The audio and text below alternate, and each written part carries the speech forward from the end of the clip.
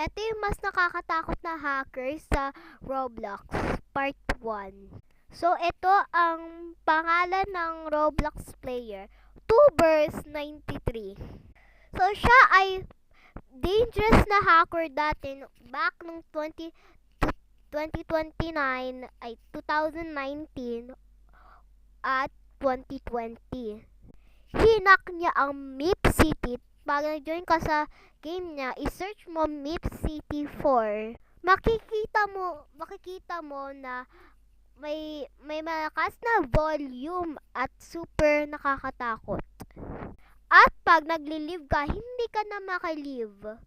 Kung gusto mo ma-live, mag-live ka ng circle na to. Tapos ialis mo. Tapos mag-join ka ulit, yun lang. Bye guys! Kung anong kausapin natin.